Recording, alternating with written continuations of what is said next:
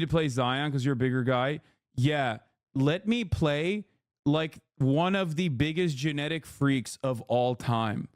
Okay, a guy who's like 700 pounds and like eats hot Cheetos before playing NBA basketball, who then has the most explosive and the most insane vertical you've ever seen. Okay, Zion is like a hippo. It doesn't make sense. You do not expect a hippo to get 30 miles per hour in speed. You do not expect a hippo to be that fast and that explosive. And then he just still, like, there's what that one block that Zion had over, I forget who it was, but like it lives in my mind permanently. It's a 3-point shot set up. He runs down all the way from the paint and jumps up and slams it out of the court, basically slam it out of the park. It is one of the 3-point block. I'm sure someone has seen it. It is one of the most insane blocks I've ever seen in my entire life. It lives in my goddamn mind permanently. Like this, and by the way, this was, he's skinny here. This is the skinniest he was. Okay. He's one of those guys that's so big and so explosive that like the problem for him is that like when you're that tankish and you can move like that, your bones don't respond. You know what I mean? You're like constantly going to be injured.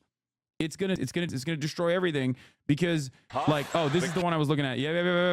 This. Kick open again is Hunter. But do you have it from the side?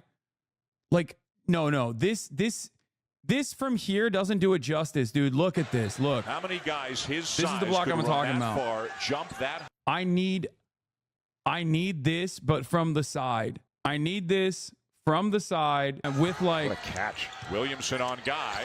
Huff. The kick open again is Hunter. I need it in slow motion with like crazy Sigma music playing. Okay, that's what I need. How many guys? Or slow motion from the side, Ave Maria playing in the background. That's what I need. This is the only Zionism that you will ever see from me. Okay. Yes. Anyway, yeah, Zion lost weight, so we'll see what happens. And by the way, his loss of weight is like he's no longer 320 pounds. In the NBA, chat, he's no longer 320 pounds. In the NBA, he's now down to the skinniest he's been since college, which is 270. That's what his dad was saying, at least. I don't know if he's like even skinnier than that. Oh, this is it. Dude, come on, dude. Come on, dude. He's so big and so explosive that his shoe popped one time, okay? Like, look at that. This is looking like a great white shark pulling out of the ocean with his mouth open, about to eat a little boat, okay? Yeah, dude, that's crazy. Zion, the type of dude ancient civilization wrote myths about? Yes. Dan Lebitard and friends. Hasan is trying to turn us into Zionists watching these highlights. It's true. I am a Zionist. Zion Williamson is the only Zionism I will ever demonstrate. Anyway, but yeah, that's it. La impressed? No, dude. La fearful. Okay. He got the goat shuddering. Are you kidding me? Anyway, yeah. He is la scared, dude. He knows if Wemby puts on Giannis level muscle, it's over. It's Jover. Okay, brother. What you are talking about is like something that physically has not happened. Okay. Like that is what you're describing is if it happens, what you're describing is like a marvel of medicine, okay? Which Wemby already is. He already is a marvel of medicine. This is like what? 7-11 or something? He shoots threes and you watch him line up a shot after hitting a pump fake and it takes 5 seconds for the ball to come up from the ground all the way to line up the shot. And it's not because he's not fast enough.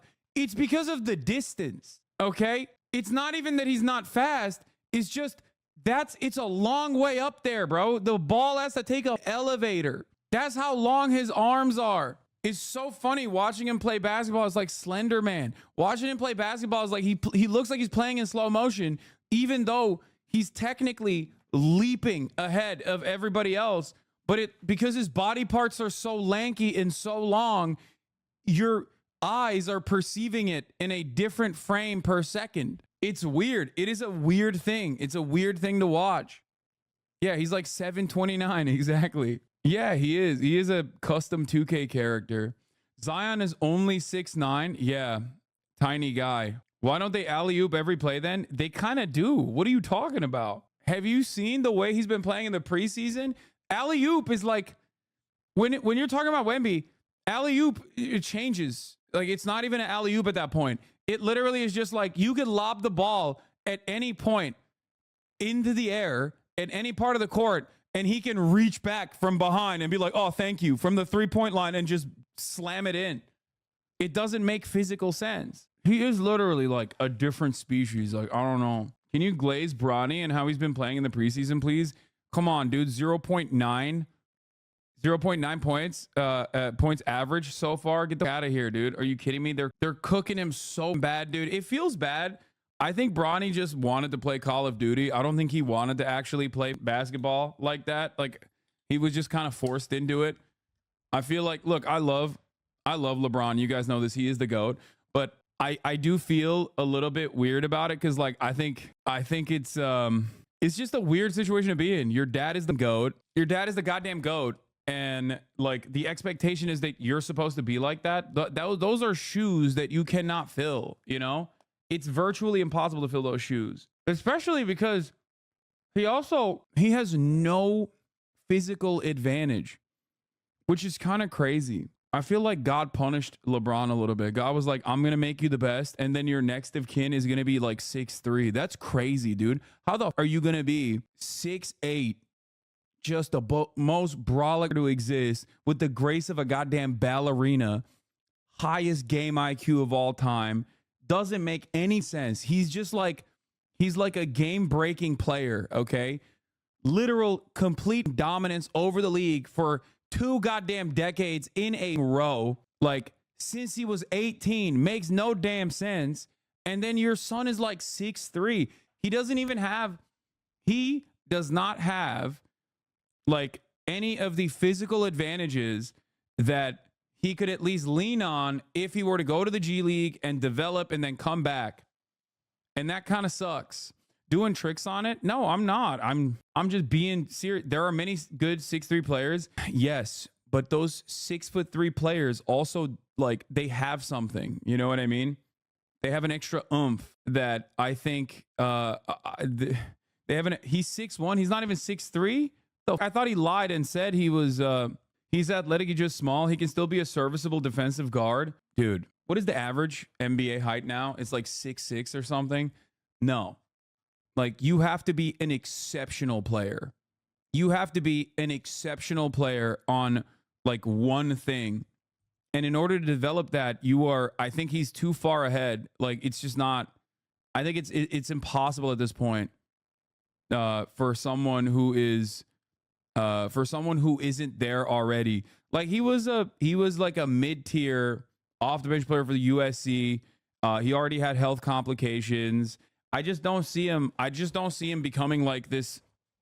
Like, I don't see him being not even like a generational player or whatever. Like, in this current NBA, I don't think he's just gonna, I don't know. I don't think he's just gonna ever get there. Don't say nepotism, bro. It sells tickets. It's like a cool story to have your dad play with your son side by side. Like, I know everyone's like, oh, LeBron runs the Lakers. It's like, first of all, he should be able to. Okay, give him the Lakers. He should. He's given this league his entire life. He deserves an entire team if he wants to. Give him the franchise. He earned it. Okay, that's number one. Number two. It's a cool story. I don't know. It's a cool story that's just not turning out to be as cool of a story. You know what I mean? Like, I don't know how else to explain it. Maybe at this point he just gotta stick it through so we can play with Bryce up. But maybe try again. Didn't work. Play. He can do it. If there's one guy who can do it, is him. It doesn't make sense. It does not make sense. His PPG is lower than Rizzler factually. Yeah, put the Rizzler out for the Knicks, dude. He's doing great. He's doing great work. There's a 5'8" player in the NBA right now that's cooking. Yes, I know, dude. Yuki Kawamura. I know. He destroyed. He played such a fantastic job in the Olympics, and they stole the Japanese victory because it was home team advantage. Like the refs were in the pocket of France 100%, and they took him. They took that away, but like it's just preseason is what you're saying. But I mean, it's cool. This is also like a fun story. Again, this is a person overcoming the very glaringly obvious physical disadvantages you have as a 5'8" dude, which is kind of funny because half of this chat is literally either that range in terms of the height or shorter. And look at how tiny he is. It's preseason, but this is where you're supposed to pop off, which he is. I predict if he makes the roster, he is like, I mean, I predict he's going to be like one of those off the bench players that just drops like 30 on, and then he has his own like Linsanity moment. You know what I mean? Like he's just gonna come in and just like drop 30, insane field goal percentage from the 3-point line. And then everyone's like, this guy's insane. This guy's insane. And then he doesn't have a pop off moment like that again. But JJ Barea type player, he's not dropping 30. I mean, he's a great passer. He is an insane defensive player. He is always doing full court press. Wemby better. Why are you not glazing enough? Dude, come on. The expectation to glaze Wemby is like, what do you want? Like, yeah, he's a freak. I already glazed him enough. A guy, and chatters who are 5'8" themselves are like, why don't you glaze the guy who is 7'18"? Why don't you give him his roses, dude? Like we are talking about the opposite ends of the genetic lottery here. Okay, calm down. But yeah, NBA no longer values his defense as much. So who knows? But I think he's cool. I mean, this guy's cool. I like him. I like weird stories like this. Done and dusted for the evening. Like, look at that. Look at how he abuses it. Look at this. He started out collegiately at Division II. It's also kind of funny because I feel like, God, am I becoming an old head? I was just about to say, like, new NBA is always about 1v1s. They almost and no hard defense. they almost get mad at you if you actually play real ball, like people used to do back in my day. Sonoma State in California for 2 years. The first one that is the real deal, Holyfield. This is not a contact sport. The 24th when the Mavs play the Spurs here, and our first broadcast on Mavs TV. Like, look at that. Our new home. Playing hard, that's for sure. This is the craziest one. This is the craziest one, bro. Get the out of here. He's body checking a dude that is double his size. Okay. The game is better now. Incentivizes more with spacing and athleticism. I think it's more watchable and it's more fun. I agree. I don't disagree with you on that. It's more watchable. It's more fun. I'm never going to be like one of those guys that's like, everyone shoots 3-pointers now. Nobody cares about the Kevin Garnett deep 2. Sorry.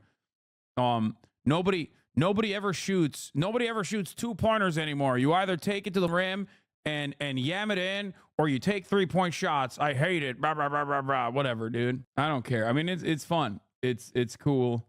But overall, is the most talented the league has been ever been, no question. Yes, dude. Old school hoop was way better. Positionless basketball is ass. Yeah, dude, totally. I love watching old school basketball when old heads don't know how to drive left. Like, just that alone means that the current NBA is better. Okay, that alone. Trash take. Come on, dude. Come on. I'm sorry. It is a ridiculous assessment to make when you got mothers that just straight up that are on that court that cannot drive left. That is insane. You cannot, bro. You think left-handed people got invented in 2012 or something? Really, dude? You think that's what I'm saying? You think that was my point? Anyway, the funniest thing is when chatters pretend to care about or know about basketball just to bait you into raging.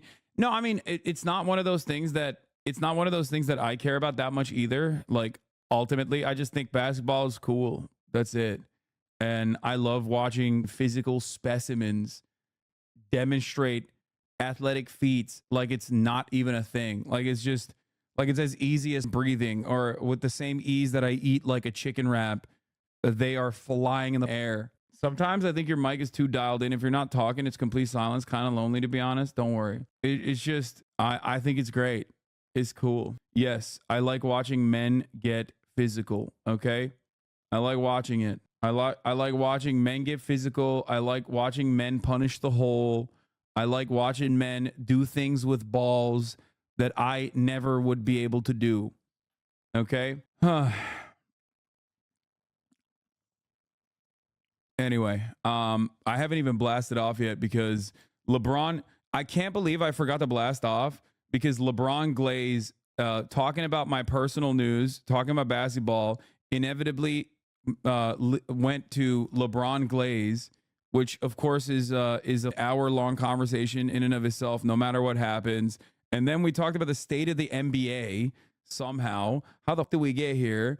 It's time to blast off, baby. Let's do it. Watch Oiled Up Man in Thongs this weekend, aka Mr. Olympia. I did. Training the AI with your posts on X. Yeah, I don't really give a X. Twitter. It sucks so bad.